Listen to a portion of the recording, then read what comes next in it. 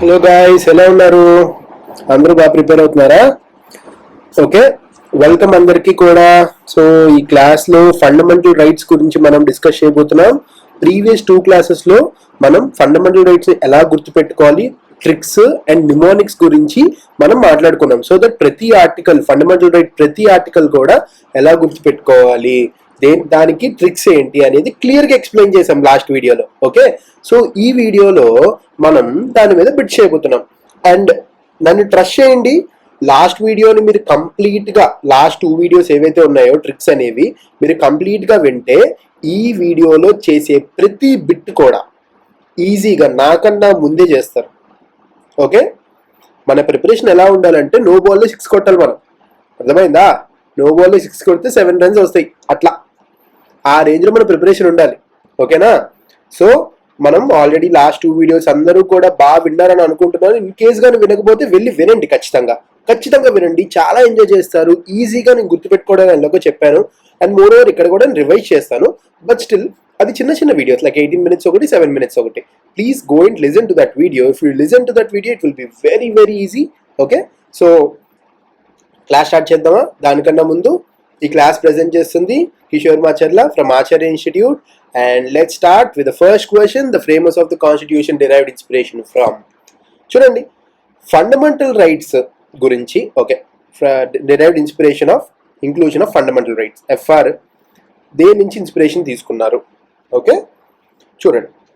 ఇప్పుడు చూడండి, యూకేలో సింగిల్ సిటిజన్షిప్ గురించి, పార్లమెంటరీ ఫార్మ్ ఆఫ్ గవర్నమెంట్ గురించి, బైకామరలిజం గురించి, అంటే లోవర్ హౌస్ అప్పర్ హౌస్ వాటి గురించి మాత్రం తీసుకున్నారు. ఓకేనా? సో అండ్ ఐర్లాండ్ నుంచి ఏం తీసుకున్నారు? డిపిఎస్పి తీసుకున్నారా? ఏం తీసుకున్నారు? డిపిఎస్పి తీసుకున్నారు. ఓకే, కెనడా నుంచి ఏం తీసుకున్నారు?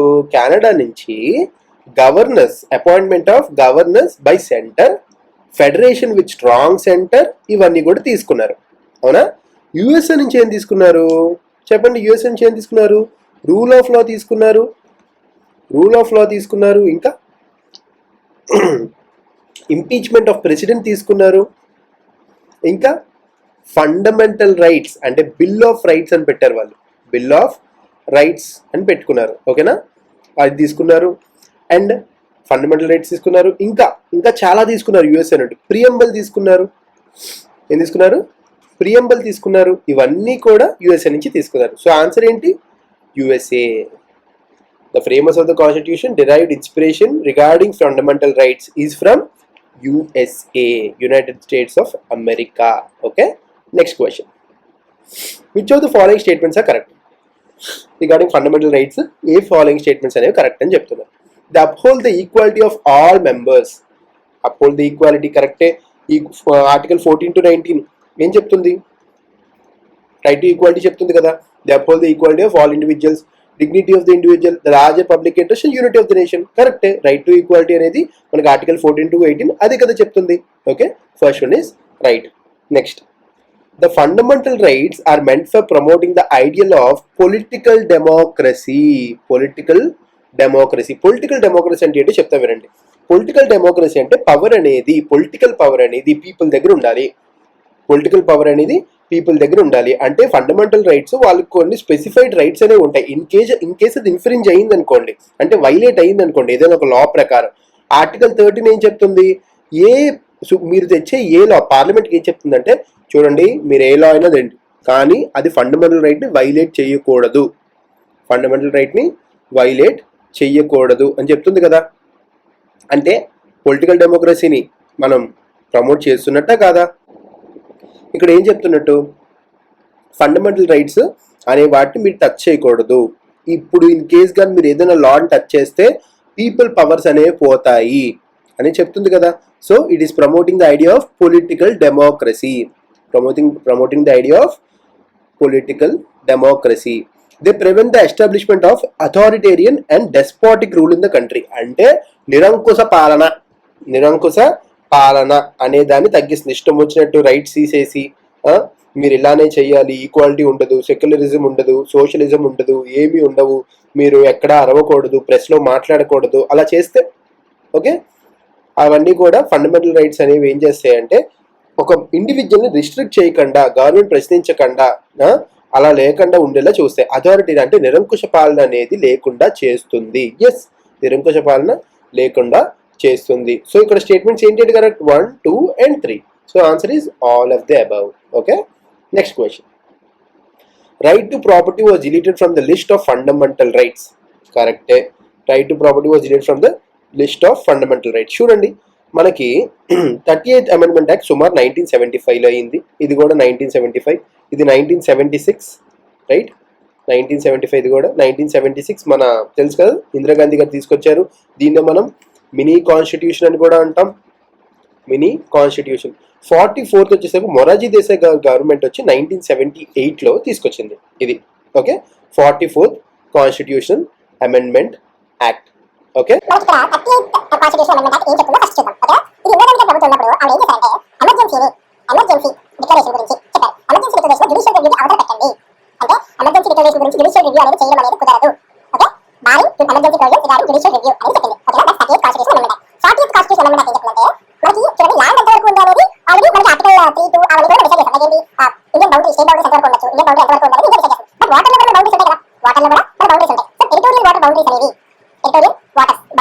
పార్లమెంట్ డిసైడ్ చేయొచ్చు అని 40th కాన్స్టిట్యూషనల్ అమెండ్మెంట్ యాక్ట్ ద్వారా తీసుకొచ్చారు. ఓకే, నెక్స్ట్ 42nd ఏం చేశారు?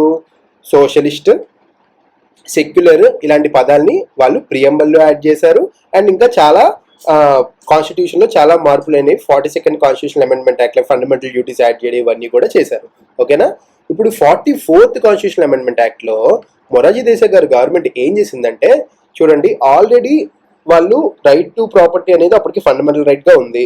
అండ్ దాన్ని ల్యాండ్ రిఫార్మ్స్ అనే దాన్ని 9th షెడ్యూల్లో యాడ్ చేసి, ఏమైనా సరే ఇప్పుడు కేశవానంద భారతి కేసు ఉంది. కేశవానంద భారతి కేసులో ఏం జరుగుతుంది? కేశవానంద భారతి అనే ఒక సెయింట్ వాళ్ళ భూమిని కేరళ ల్యాండ్ రిఫార్మ్స్ యాక్ట్ ద్వారా మొత్తం వీళ్ళ ల్యాండ్ని కేరళ గవర్నమెంట్ లాగేసుకుంటుంది. అప్పుడు కేరళ గవర్నమెంట్ లాగేసుకుంది అని చెప్పేసి వాళ్ళు ఏం చేస్తారు? ఈయన కేశవానంద భారతి అనే సెయింట్ సుప్రీంకోర్టుకి వెళ్తారు. సుప్రీంకోర్టుకి వెళ్ళి, అయ్యా నా భూమిని లాగేసుకున్నారు అని కేసు వేస్తారు. అప్పుడు కేసు వేసిన తర్వాత సుప్రీంకోర్టు దాని గురించి చాలా న్యాయ విచారణ జరిపి, దాని గురించి 68 రోజులు కంటిన్యూస్ డిస్కషన్ చేసి 700 పేజీల, ఆల్మోస్ట్ 700 పేజెస్, ఓకే, డాక్యుమెంట్ని జడ్జిమెంట్ కింద ఇచ్చింది. అయితే ఇంత గొడవ అవుతుంది కదా ఈ కేసు వల్ల మొత్తం. సో అందుకని చెప్పి ఇదంతా ఎందుకు గొడవ అవుతుంది? రైట్ టు ప్రాపర్టీ అనేది ఒక ఫండమెంటల్ రైట్ గా ఉండడం వల్ల. సో అది ఫండమెంటల్ రైట్ కింద తీసి పడేస్తే, ఓకే, రైట్ టు ప్రాపర్టీ అనేది ఫండమెంటల్ రైట్ కింద తీసి పడేస్తే ఏ గోళ ఉండదు కదా.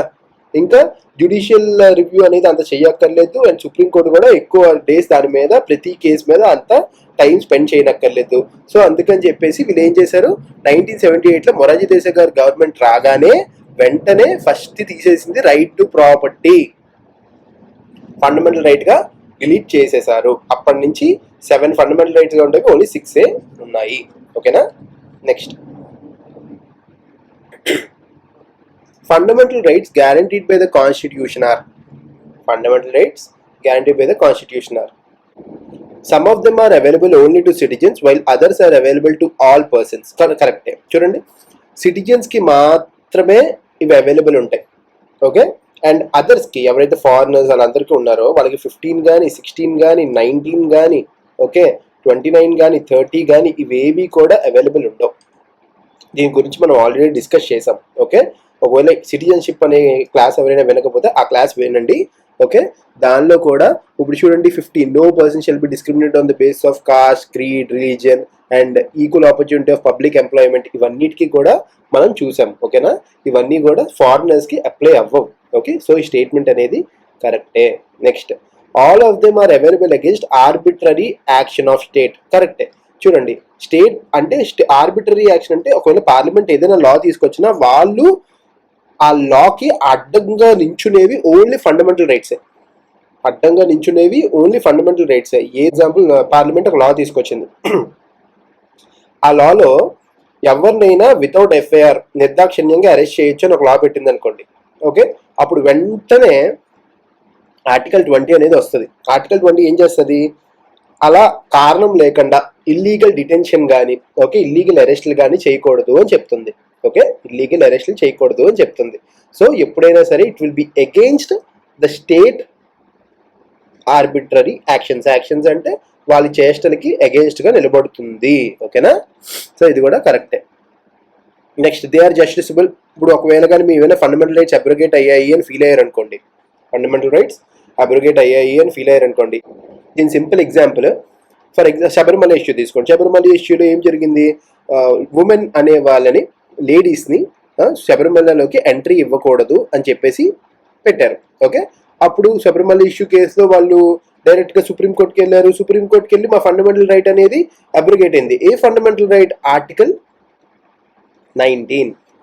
Okay, article 19 free. ఆర్టికల్ 19 ఏం చెప్తుంది? సౌ ఎంఆర్పి అంటే స్పీచ్, అసెంబ్లీ, యూనియన్.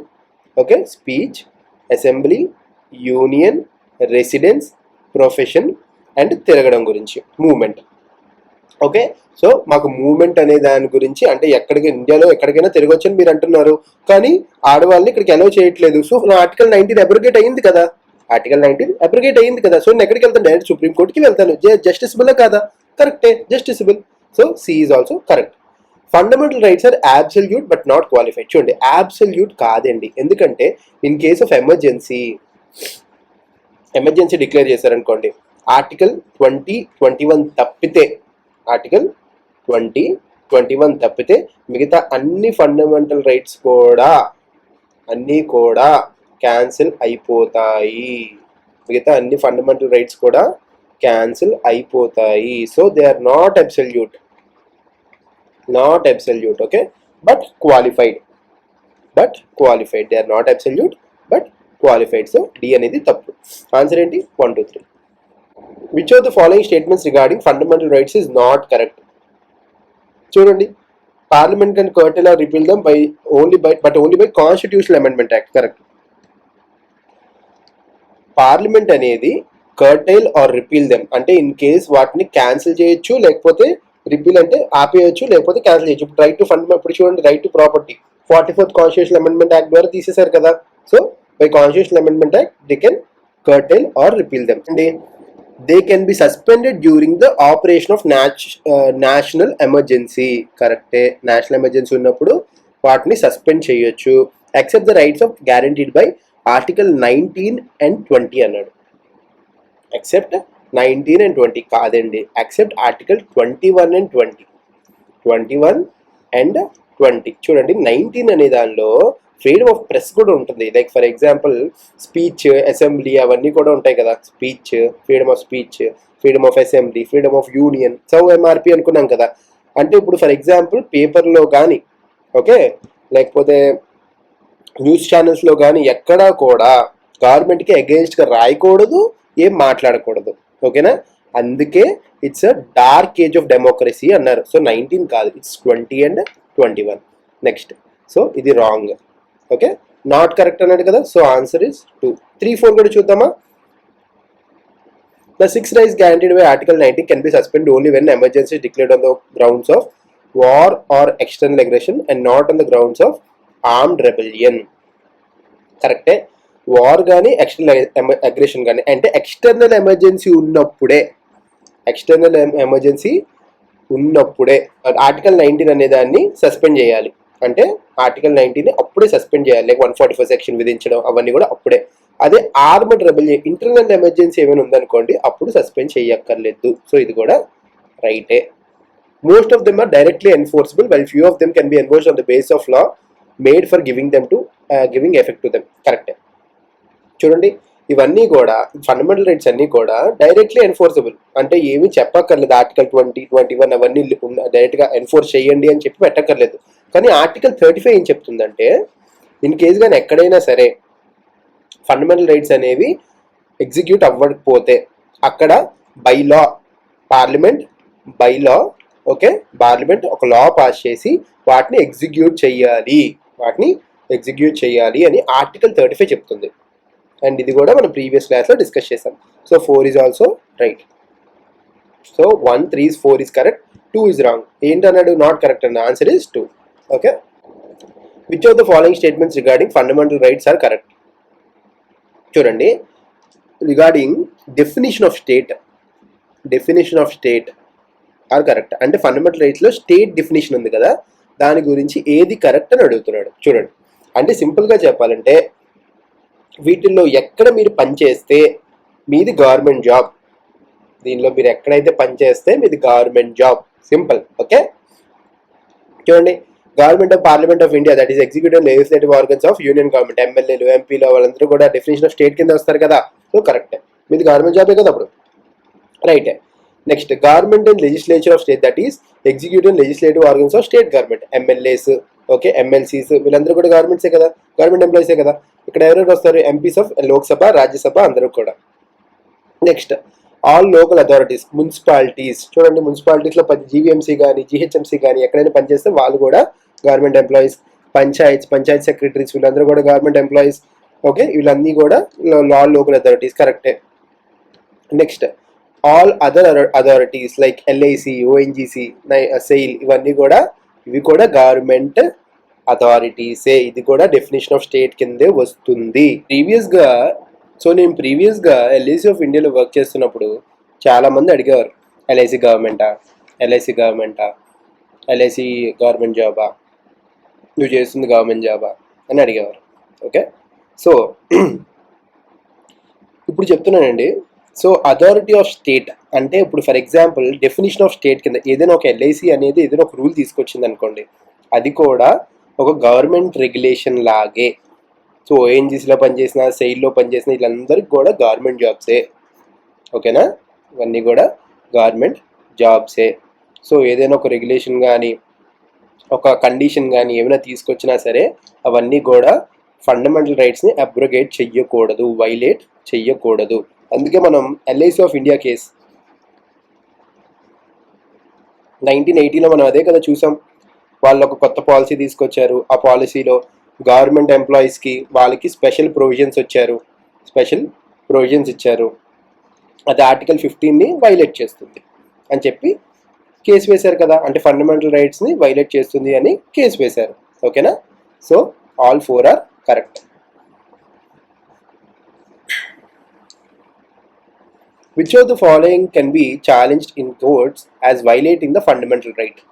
Okay, ఈ లాస్ని ఫండమెంటల్ రైట్స్ని వైలేట్ చేస్తున్నా అని కేసు వేయొచ్చు అని అడుగుతున్నారు.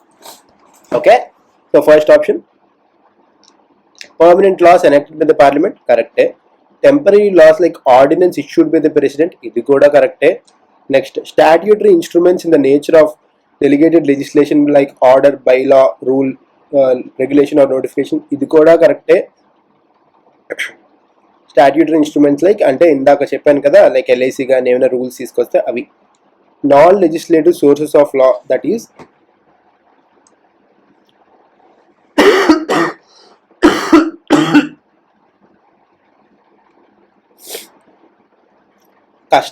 Custom or usage having the force of law, ఇది కూడా కరెక్టే.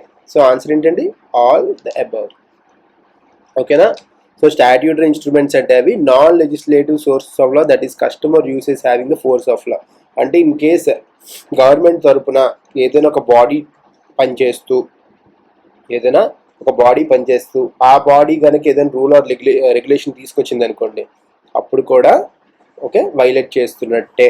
ఓకేనా, so all the above are correct అండి. The concept of equality before law is an element of concept of rule of law. First rule of law అంటే ఏంటి?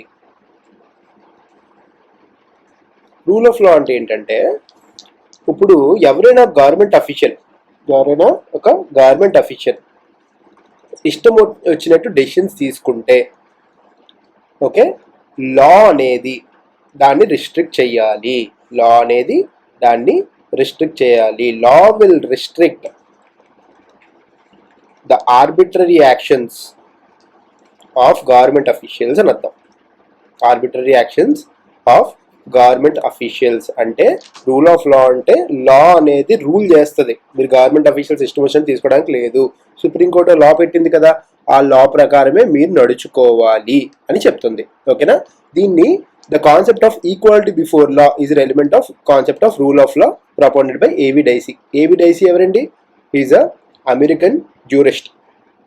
Okay, American jurist. So 1 is right. Supreme Court held that rule of law as embodied in the Article 14 is a basic feature of the Constitution. Correct. It's a basic feature of the Constitution. ఇది ఏ కేసులో చెప్పారండి?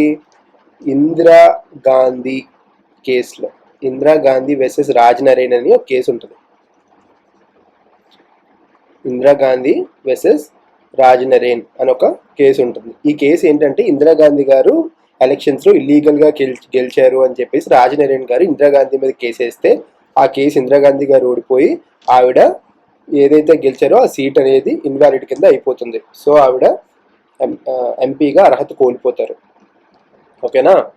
That is ఆ కేసులో article 14 అనేది rule of లా అనేది basic feature of the constitution అని supreme court చెప్పింది. ఓకేనా? 2 is right. The rule of equality before law is completely absolute. అంటే ఏ కేసులో అయినా సరే రూల్ ఆఫ్ ఈక్వాలిటీ బిఫోర్ లా అనేది ఉంటుంది అని అంటున్నారు. ఇప్పుడు చూడండి, మనం ఏం చెప్పుకున్నాం ముందు, ఇన్ కేస్ ఎమర్జెన్సీ అనేది వస్తే ఆర్టికల్ 14 సస్పెండ్ అవుతుంది కదా. ఆర్టికల్ 14 సస్పెండ్ అవుతుంది. అప్పుడు రూల్ ఆఫ్ ఈక్వాలిటీ బిఫోర్లో కంప్లీట్లీ అబ్సల్యూట్ అని ఎలా చెప్తాం? అబ్సల్యూట్ అంటే 100% ఉండాలి. ఉందా? లేదు కదా. సో 3 అనేది రాంగ్. ఆన్సర్ ఏంటి? 1 and 2 only. 1 and 2 only. Next, which of the following statements are correct? No person shall be liable to any civil or criminal proceedings in any court in respect of the publication of newspaper of a substantially true report. అంటే మీరు ఏదైనా correct news వేస్తే, correct news, జరిగిన news కానీ, మీ close source నుంచి ఉన్న news కానీ, ఒకవేళ కానీ మీ టీవీలో కానీ, రేడియోలో కానీ, న్యూస్ పేపర్లో కానీ వేస్తే మీకు ఎటువంటి క్రిమినల్ ఆర్ సివిల్ ప్రొసీడింగ్స్ తీసుకునే హక్కు లేదు అని అంటున్నారు. Correct, absolutely correct. Correct news publish చేయండి. ఓకే, ఇది ఏ ఆర్టికల్ చెప్తుంది? ఆర్టికల్ 19 చెప్తుంది. ఫ్రీడమ్ ఆఫ్ స్పీచ్, ఎక్స్ప్రెషన్ అని చెప్తున్నాం కదా, అది. No member of parliament shall be liable to any proceedings in any court in respect of anything said or vote given by him in the parliament. చూడండి, పార్లమెంట్లో కానీ, అసెంబ్లీలో కానీ, ఎక్కడైనా సరే. ఇప్పుడు చూడండి, లాస్ట్ అసెంబ్లీలో, లాస్ట్ పార్లమెంట్ సెషన్స్లో చాలామంది బూతులు తిట్టుకుంటారు. అయినా సరే ఆ మాటల్ని పట్టుకొని, అన్పార్లమెంటరీ లాంగ్వేజ్ ఏదైతే వాడుతున్నారో దాన్ని పట్టుకొని వాళ్ళ మీద స్పీకర్ అనేవాడు ఏదైనా ఒక లైక్ సస్పెన్షన్ కానీ లేకపోతే ఫైన్ కానీ ఏమైనా వేయచ్చు. కానీ సుప్రీంకోర్టులో కానీ ఎక్కడైనా సరే ప్రొసీడింగ్స్ తీసుకునే హక్కు లేదు అని ఇస్తున్నారు. ఓకేనా? అది కూడా కరెక్టే. అందుకే చూడండి, లాస్ట్ టైం ఇప్పుడు మన TDP versus YSRCP government last time ఉన్నప్పుడు టీడీపీ లాస్ట్ 5 years కూడా ఫుల్ బూతులు తిట్టుకొని, హెరాస్ చేసుకొని, ఇష్టం వచ్చినట్టు చేసుకున్నారు. ఓకే, కానీ దాని మీద ఎప్పుడైనా సరే కోర్టులో దాని గురించి చర్చ జరిగిందా? లేదు. బికాస్ ఈ ప్రొవిజన్ ఉండడం వల్ల. So 2 is also right. Process for the arrest or imprisonment of the president or governor shall be issued from any court during his term of office. Impossible. Okay, ఎప్పుడు కూడా ప్రెసిడెంట్ని కానీ గవర్నర్ కానీ arrest are imprison చేసే హక్కు ఏ కోర్టుకి కూడా లేదు. Okay, so 3 is wrong. ఇవన్నీ కూడా ఏంటంటే ఎక్సెప్షన్స్ అండి. ఇవి అన్ని ఎక్సెప్షన్స్. దేనికి? ఆర్టికల్ 15కి. ఎక్సెప్షన్స్ టు ఆర్టికల్ 15 ఇవన్నీ. ఓకేనా? The president of the governor is not answerable to any court for the exercise and performance of powers and duties of his office. Correct. వాళ్ళు ఏ కోర్టుకి కూడా ఈ డ్యూటీ కానీ పవర్ కానీ ఎందుకు యూటిలైజ్ చేశారు అని చెప్పేసి అడగడానికి లేదు. ఆర్డినెన్స్ కుంది, కాకపోతే ఆర్డినెన్స్ కానీ ఎందుకు యూజ్ చేశారనే దానికి ఉంది. కానీ ఈ పవర్ కానీ దీనికి కానీ ఎందుకు యూటిలైజ్ చేశారనే దానికి మాత్రం లేదు. ఓకేనా? So 1, 2 and 4. 1, 2 and 4. Okay, next question. In the view of article 20. Article 20 ఒకసారి చూడండి. ఆర్టికల్ 20 మనం ఏమనుకున్నాం? 20 to 24 క్లియర్గా ఉంటుంది. క్లియర్. సి అంటే conviction of offences. Khaidi cinema చూసారా? ఈ ఖైదీ చిరంజీవి ఖైదీలో వేలుముద్ర వేయిస్తారు. సిగ్నేచర్ అని వేలుముద్ర వేస్తే చిరంజీవి పెట్టడు. ఓకే, సో అది గుర్తుపెట్టుకోండి. దాన్ని బట్టి ఎప్పుడైనా సరే ఒక పర్సన్ ఐడెంటిఫికేషన్ కోసం సిగ్నేచర్ ఆర్ థంబ్ ఇంప్రెషన్ అనేది తీసుకోవచ్చు. పర్సన్ ఐడెంటిఫికేషన్ కోసం ఏ పర్సన్ అయినా తీసుకెళ్ళి సిగ్నేచర్ ఆర్ థంబ్ ఇంప్రెషన్ అనేది తీసుకోవచ్చు. కానీ కానీ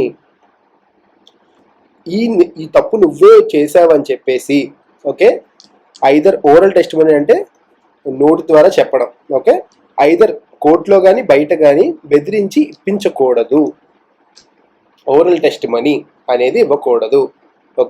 అంటే one should not be A witness to himself. అంటే ఈ తప్పు చేశాను కరెక్టే, దీనికి సాక్ష్యం నేనే అని చెప్పేసి మాత్రం ఎప్పుడు ఉండకూడదు.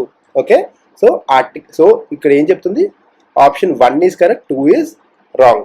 Option 1 is correct, 2 is wrong. దీనికి ఇంకో విషయం కూడా చెప్తానండి, ఇంకో మంచి విషయం కూడా చెప్తాను మీకు. ఇప్పుడు ఒక మంచి క్లిప్ ప్లే చేస్తాను, ఒకసారి చూడండి. మీరు ఇక్కడికి ఎలా వచ్చారు? అది తెలుసుకుందామని 22 ఏళ్లుగా ప్రయత్నిస్తున్నా. తెలీదా? 22 years. Oh my God.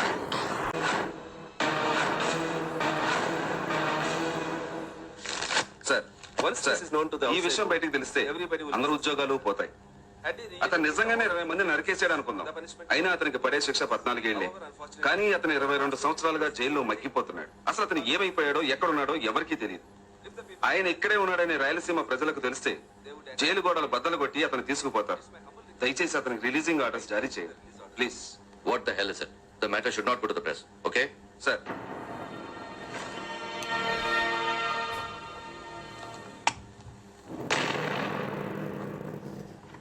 ఈ క్లిప్లో బాలకృష్ణ గారు చిన్నకేశ్వరరెడ్డి సినిమాలో 22 years నుంచి జైల్లో ఉన్నా అంటారు, కానీ ఆయనకి 14 years పడింది జైలు శిక్ష.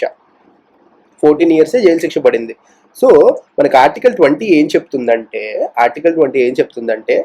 ఇప్పుడు మీరు ఎంతైతే శిక్ష విధించారో అన్ని ఇయర్స్ కన్నా ఎక్కువ శిక్ష అనేది పడకూడదు. ఎక్కువ ఇయర్స్ శిక్ష అనేది పడకూడదు. అప్పుడు హ్యాబియస్ కార్పస్ అనే ఒక రిట్ ఫైల్ చేసి ఆ రిట్ ద్వారా మనిషిని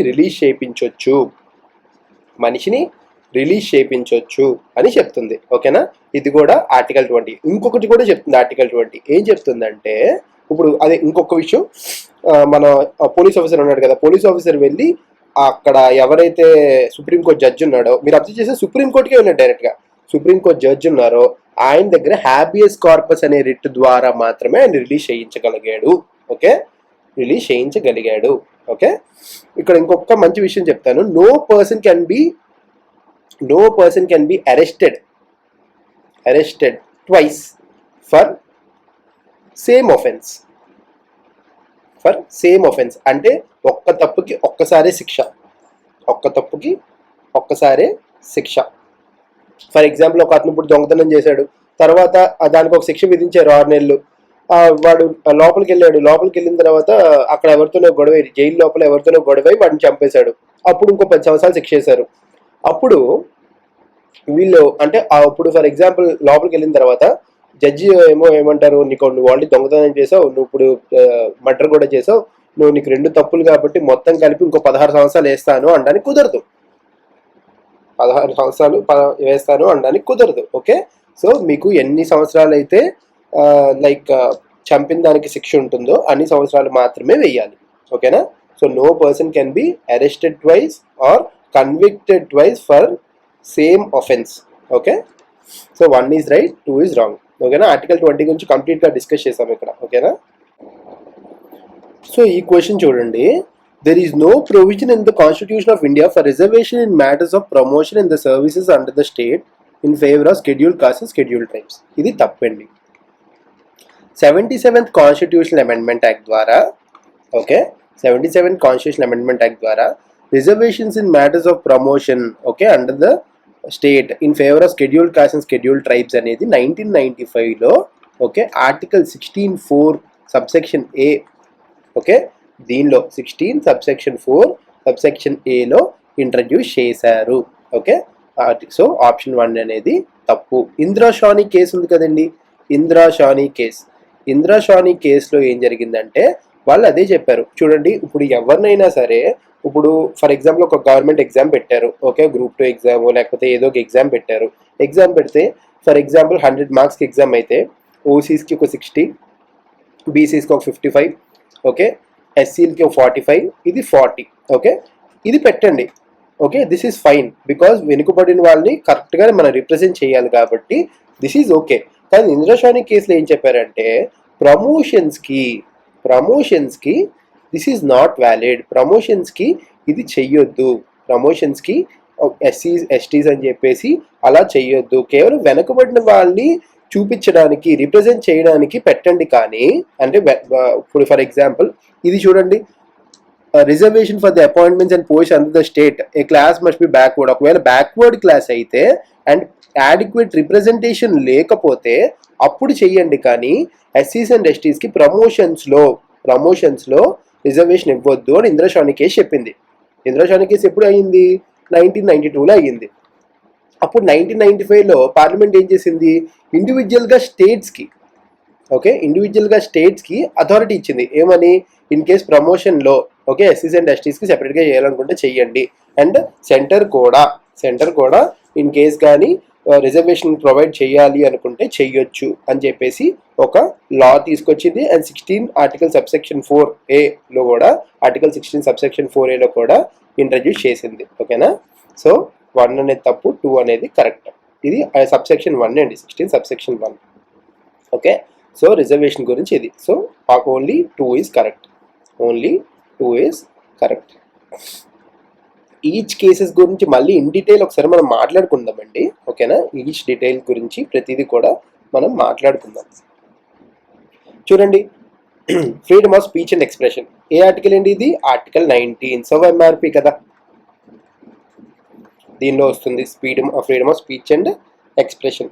okay, so article 19 so freedom of press గురించి కూడా మాట్లాడుతుంది. మనం ఆల్రెడీ మాట్లాడుకున్నాం. ఆర్టికల్ 19 అంటే TV9 అని గుర్తుపెట్టుకోండి, TV9 అని గుర్తుపెట్టుకోండి. So freedom of press. So A is correct. Not correctly matched అన్నాడు. ఫ్రీడమ్ ఆఫ్ కన్సైన్స్ అంటే ఏమొస్తుంది? కన్సైన్స్ అంటే 25 వస్తుంది, ఆర్టికల్ 25 అంటే కన్సైన్స్ అంటే ఏదైతే మీ రిలీజియన్ ఉందో దాన్ని బట్టి మీరు ఫాలో అవ్వచ్చు, దాన్ని బట్టి మీరు ఏదైనా సరే మీరు ప్రాపగేట్ చేసుకోవచ్చు. ఓకే, మీ రిలీజియన్ మీరు నమ్మొచ్చు. సింపుల్గా చెప్పండి, మీ మనసుకు నచ్చిన మీ రిలీజియన్ని మీరు నమ్మొచ్చు. ఓకే, సో అందుకే ఎక్కడైనా సరే ఇప్పుడు పోలీసులు వాళ్ళు సిక్స్ ఎవరైతే ఉంటారో వాళ్ళు టర్బన్స్ వేసుకుంటే వాళ్ళ మీద హెల్మెట్ వేసుకోలేదని ఫైన్ వేయడానికి లేదు. ఎందుకంటే అది ఫ్రీడమ్ ఆఫ్ కన్సైన్స్. చూడండి, include the right to wear and carry kirpans by 6. Okay, so ఇది కూడా కరెక్టే.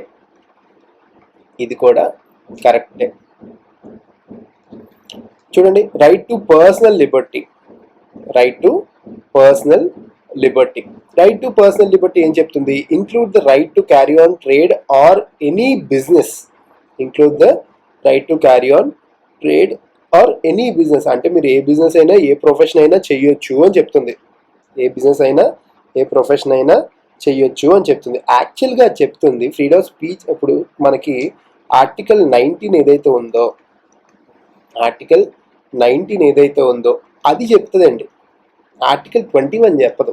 ఆర్టికల్ 21 ఏం చెప్తుంది? రైట్ టు లైఫ్ చెప్తుంది, బతికే హక్కు అండ్ పర్సనల్ లిబర్టీ అంటే ప్రైవసీ గురించి కానీ పర్సనల్ ఫ్రీడమ్ గురించి కానీ అది చెప్తుంది. ఓకేనా? సో సి అనేది తప్పు. రైట్ టు ఈక్వాలిటీ చూడండి, right to equality includes the principle of natural justice. ఇది కూడా కరెక్టే. న్యాచురల్ జస్టిస్ అనేది సమన్యాయం ఆర్ నేచర్ యొక్క ధర్మం పాటించి మాత్రమే nature of equality, right to equality అనేది ప్రివేల్ అవుతుంది అని చెప్పేసి చెప్తుంది. So what is not match correctly? Article. So option C is not matched correctly. Next అండి, the principle of equality before law means that there should be equality of treatment under all circumstances. కరెక్టే. Equality of law ఏం చెప్తుంది మనకి? అన్నిటి ముందు article 14. Okay, equality before law ఏం చెప్తుంది? అందరికీ కూడా ఈ లా ముందు అందరినీ ఈక్వల్గా చూడాలి. ఓకే, నెక్స్ట్ రీజన్ చూడండి, ఇది అసర్షన్, ఇది reason. All persons are not equal by nature. కరెక్టే, ఎందుకంటే కొంతమంది ఇప్పుడు చూడండి, men different, women different. Okay, women different, physically handicapped people are different, physically handicapped people are different, minorities are different, minorities are different, SCs and STs are different. Okay, so ప్రతి ఒక్కరు కూడా equal కాదు. ఈ inequalities ఉన్నాయి కాబట్టి అందరినీ కూడా ఒక ఈక్వల్ రీజన్కి తీసుకురావాలని, ఒక ఈక్వల్ బేస్ తీసుకురావాలని రిజర్వేషన్స్ అనేవి కనిపెట్టారు. Okay, so all persons are not equal by nature. Okay, not equal by nature, attainment of circumstances. Okay, yes they are not equal. Okay, అందుకే principle of equality before law. Okay, equality of treatment అంటారు. కరెక్టే కదా, ఇది support చేస్తుంది చూడండి. ఎందుకే inequality ఉంది కాబట్టి ఈక్వాలిటీ చూపించాలి అంటుంది. So both A and R are individually true and R is the correct explanation of A. Okay, next question చూడండి. Liberty of thought and expression, freedom of speech and expression, making special provision for women and children, protection of interest of minorities. Okay, first interest of minorities నుంచి వెళ్దామా. మనం interest of minorities అంటే ఎక్కడి నుంచి వస్తుందండి? 29 to 30 దగ్గర నుంచి వస్తుంది. మనం 29 to 30 ఇయర్స్లో మనం ఏం చేస్తాం? అయితే పెళ్లి చేసుకుంటాం, లేదా హైయర్ ఎడ్యుకేషన్కి వెళ్తామని చదివాం కదా. సో 2 ఇది కరెక్టే. నెక్స్ట్ ఇప్పుడు ఓన్లీ జస్ట్ మ్యాచ్ ద ఫాలోయింగ్గా చెప్పాడు. Liberty of thought and expression, liberty of thought and expression, liberty, equality, fraternity ఎక్కడ ఉన్నాయి? ప్రియాంబుల్లో ఉన్నాయి. So 3. Next freedom of speech and expression, సవ్ ఎంఆర్పి. ఇప్పుడు ఎన్నిసార్లు చేసాం చూడండి, ఆర్టికల్ 19. ఓకే, సవ్ ఎంఆర్పి. ఓకే, సవ్ ఎంఆర్పి ఎక్కడ ఉంది చూడండి, సవ్ ఎంఆర్పి ఎక్కడ ఉందా? Freedom of speech and expression గురించి. Okay, equality, rights of freedom చూడండి. మన 19 అప్పుడు కాలేజ్ టైంలో ఉంటాము, ఫ్రీడమ్ ఎక్కువ ఉంటుంది అనుకున్నాం కదా. సో 1. నెక్స్ట్ మేకింగ్ ఈ special provision for women and children, అంటే ఆల్మోస్ట్ రిజర్వేషన్స్ అంతే కదా. Making special provision for women and children. ఈ రిజర్వేషన్స్ అన్నీ కూడా ఎక్కడ వస్తాయి? ఆర్టికల్ 16లో వస్తుంది, ఆర్టికల్ 16లో వస్తుంది. So right to equality, right to equality, answer is 3152. Okay, protection of life and Liberty అనేది ఎక్కడ కూడా లేదు. Which one of the following are envisaged by right against exploitation in the Constitution of India? Exploitation. Okay, exploitation అంటే మనం ఏ article నుంచి ఏ article వరకు అనుకున్నాం చెప్పండి? Article 23 to 24. ఈ ఏజ్లో ఒక దగ్గర జాబ్లో జాయిన్ అవుతాం, 24 hours వాడు జాబ్ చేయమని చెప్తాడు అని చెప్పుకున్నాం కదా. సో 24 hours చిన్నపిల్లల పని చేపిస్తాడు అంటే children, employment of children in factories. So 4 correct.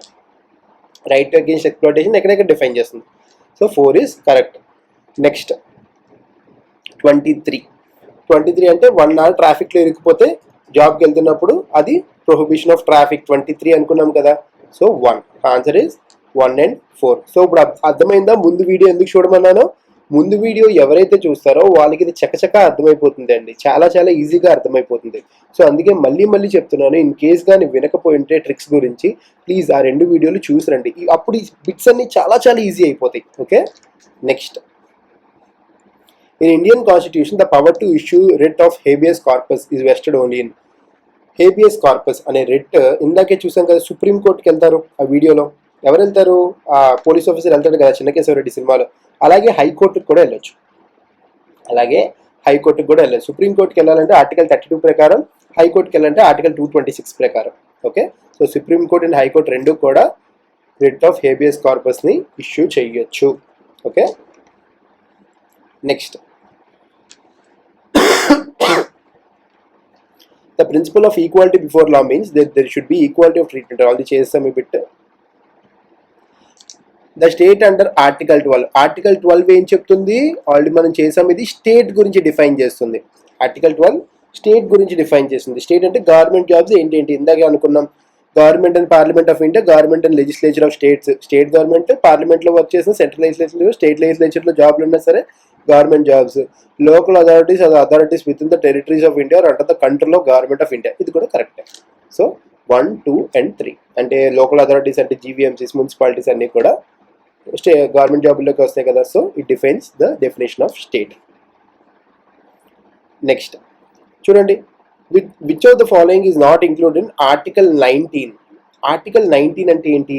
ఎన్నిసార్లు బిట్ వచ్చింది చూడండి. సవ్ MRP, speech, assembly, union, speech, assembly, union, movement, residence, profession. Okay, free right to reside, residence ఉందా? Correct, A. Okay, not include అన్నాడు, A తప్పు అంటున్నాడు. Rights of minorities, minorities ఎక్కడ వస్తుంది మనకి? ఆర్టికల్ 30లో వస్తుంది. ఓకే, ఆర్టికల్ 30లో 29లో వస్తుంది, ఆర్టికల్ 29లో 30లో వస్తుంది. ఓకేనా? సో ఇది ఆర్టికల్ 30, ఇది కాదు. మిగతా రెండు కూడా చూడండి. అసోసియేషన్స్, ఏ. అసెంబుల్, అసెంబుల్ అంటే యూనియన్. ఓకే, కలవచ్చు అని అంటుంది. అసోసియేషన్స్ ఆర్ యూనియన్స్, సో ఇది కరెక్టే. అండ్ అసెంబుల్ ఇది కూడా కరెక్టే. చూడండి, సవ్, SAU గురించి ఇచ్చాడు అంతే. ఓకేనా? So answer is option B. Answer is option B. Next question. The scope of life and personal liberty as envisaged in article 21. Okay, life and personal liberty, దీని ప్రకారం మనకి చాలా రైట్స్ వచ్చాయండి. ఓకే, దీని ప్రకారం which one of the following still cannot be a subject? Still cannot be a subject, ఇప్పటి వరకు subject కాంది ఏంటి? Right to good health, right of bonded labour are to rehabilitation after release, right under a settlement to claim bonus or dearness allowance, right of the right to livelihood by means which are not illegal, immoral or opposite to public policy. Right to good health, right to good health, right to good health అంటే ఏంటి? ఇప్పుడు చూడండి, మనకి ఏమైనా సరే ఒక particular ప్లేస్కి వెళ్ళి ఒక హోటల్లో మనం భోజనం చేస్తున్నాం, ఆ హోటల్లో భోజనం చేస్తున్నాం, లేదంటే ఫర్ ఎగ్జాంపుల్ రేషన్ బియ్యం తీసుకుంటున్నాం. రేషన్ బియ్యం వల్ల ఇన్ కేస్ కానీ మనకి ఏమైనా హెల్త్ ఇష్యూ వచ్చింది అని చెప్పి డాక్టర్ చెప్పాడు అనుకోండి, దాని మీద మనం కేసు వేయచ్చు. Because right to health and right to good health should be is a fundamental right. దానికోసం మనం పోరాడాలి. ఇన్ కేస్ గవర్నమెంట్ హాస్పిటల్ సరిగ్గా లేవనుకోండి, right to good health is our fundamental right. మనం ప్రొవైడ్, ఖచ్చితంగా గవర్నమెంట్ అనేది ప్రొవైడ్ చేయాలి. ఓకే, సో ఇది కరెక్టే. Right of a bonded labour to rehabilitation after release. చూసుకుంటే బాండెడ్ లేబర్ అంటే వెట్టి చాకరీ చేసిన వాళ్ళకి రీహాబిలిటేషన్ అనేది మనం ప్రొవైడ్ చేస్తున్నామా? లేదండి. బాండెడ్ లేబర్ ఎవరైతే ఉన్నారో, ఫర్ ఎగ్జాంపుల్ చిన్నపిల్లలు కానీ, ఇప్పుడు అనసూయ సినిమా చూసారనుకోండి, అనసూయ సినిమాలో ఆ చిన్న పాప ఉంటుంది, దాని మీద కేసు వేస్తారు, బాండెడ్ లేబర్ అని చెప్పేసి బయటికి తీసుకొస్తారు. బయటికి తీసుకొచ్చిన తర్వాత పాపని బయట వదిలేస్తే అప్పుడు వచ్చేసి ఆ హీరోయిన్ మళ్ళీ ఇంట్లో పెట్టుకుంటుంది కదా. Okay, so right to bonded labour to rehabilitation after release అనేది ఆర్టికల్ 21 ప్రొవైడ్ చేయట్లేదు. It's a very big drawback. Okay, next, right under a settlement to claim bonus or DRS allowance. Bonus ఇవ్వడం, డిఆర్ఎస్ అలయన్స్ తీసుకోవడం అన్నీ కూడా ప్రాథమిక హక్కు. అందుకే government జాబుల్లో join అయ్యాక బోనస్లు, డిఆర్ఎస్ అలయన్స్లు పెంచాలని చెప్పేసి మొత్తం యూనియన్స్ అన్నీ కలిపి స్ట్రైకులు చేస్తాయి. స్ట్రైకులు చేసినప్పుడు గవర్నమెంట్ అథారిటీ ఏదైతే ఉందో దాని మీద అగెయిన్స్ట్గా ఏమీ చేయడానికి లేదు. ఒకవేళ స్ట్రైక్ చేస్తే స్ట్రైక్ చేయించుకోవాల్సిందే, పని చేయము అంటే చెయ్యము, అంతే. Okay, next, right to livelihood by means which are not illegal, immoral or opposite to public policy. ఇది కూడా కరెక్టే. రైట్ టు లైవ్లీహుడ్ అంటే ఏ పనైనా చేసుకొని బతకొచ్చు, అది ఇల్లీగల్ అవ్వకూడదు, ఇమ్మోరల్ అవ్వకూడదు, పబ్లిక్ పాలసీకి అగేన్స్ట్ అవ్వకూడదు. ఓకేనా? So B is the answer. As far as the armed forces are concerned, అంటే ఆర్మీ, నేవీ, ఇంకా ఎయిర్ ఫోర్స్ వాళ్ళందరికీ కూడా concern article 14 and 19, article 14 and 19 are.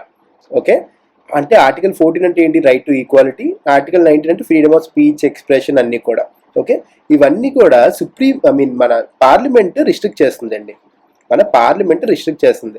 In case parliament ఒక లా చేస్తే దాని ప్రకారం ఇవి అవైలబుల్. అంటే సర్టెన్ రెగ్యుమెంట్స్ లో 14 and 19 are suspended, certain regiments లో they are allowed. Okay, so అందుకే పార్లమెంట్ ఆల్రెడీ లా చేసింది, ఈ రెగ్యుమెంట్స్ లో, ఒక పర్టికులర్ రెగ్యుమెంట్ లో ఇవి నాట్ అలౌడ్. నాకు 14 and 19 అనేవి ఉండవు. అవి హార్డ్ రెగ్యుమెంట్స్ అనమాట. లైక్ బార్డర్ సెక్యూరిటీ ఫోర్సుల దగ్గర, పారామిలిటరీస్ దగ్గర ఉండవు అనమాట. ఇప్పుడు నార్మల్ ఆర్మీ వాళ్ళందరి దగ్గర కూడా కొన్ని ఫ్రీడమ్ అనేది, రైట్ ఫ్రీడమ్ అనేవి అవన్నీ కూడా అవైలబుల్ ఉంటాయి. So available only according to law of parliament. ఓకేనా? Next question and last question of today's class. Which of the following statements are true with regard to fundamental rights of minorities in educational matters అన్నాడు. చూడండి, education అంటే cultural educational rights 29 to 30 కదా. 29 to 30 మనం already చదివాం. 29 to 30, 29 అంటే minority అవుతారు, 30 అంటే 30 ఏం చెప్తుంది? Right to establish and administer educational institutions అని చెప్తుంది కదా. So this is right. First option చూడండి, ఓన్లీ రైట్ టు అడ్మినిస్టర్ అంటున్నాడు. ఓన్లీ రైట్ కాదు, ఎస్టాబ్లిష్ కూడా చేసుకోవచ్చు. So 2 is correct. The right is absolute and not subject to any restriction. ఇది తప్పండి. ఫర్ ఎగ్జాంపుల్ మనకి ఎమర్జెన్సీ డిక్లేర్ అయింది అనుకోండి, ఇట్స్ నాట్ అబ్సల్యూట్ కదా. ఎమర్జెన్సీ డిక్లేర్ అయినప్పుడు it will B suspended. Reasonable restrictions may be impose to promote efficiency and private mall administration. కరెక్టే, because చిన్న చిన్న రిస్ట్రిక్షన్స్ అనేవి ఇంపోజ్ చేస్తారు. ఎగ్జాంపుల్ జామియా మిలియా యూనివర్సిటీ కానీ, ఓకే, మన హైదరాబాద్లో చాలా ముస్లిం యూనివర్సిటీస్ ఉన్నాయి, అవన్నీ కానీ అవన్నిటి మీద కూడా చిన్న చిన్న రిస్ట్రిక్షన్స్ అనేవి పెడతారు. ఓకేనా? So answer is 2 and 4. Answer is 2 and 4. Okay, so ఈరోజుతో మనం మొత్తం ఫండమెంటల్ రైట్స్లో ఓన్లీ ఫస్ట్ క్లాస్ ఫినిష్ చేసాము. ఇంకా చాలా చాలా చాలా బిట్స్ ఉన్నాయి. సో ఓన్లీ ఫండమెంటల్ రైట్స్ మీద మనం నియర్లీ 200 బిట్స్ పైన చేయబోతున్నాము. ఐ హోప్ అందరికీ క్లాస్ బాగా అర్థమైంది అనుకుంటా. ఇంతవరకు వచ్చారంటే ఖచ్చితంగా మీ క్లాస్ నచ్చిందనే అనుకుంటున్నాను. ఫైనల్ వరకు వచ్చారంటే.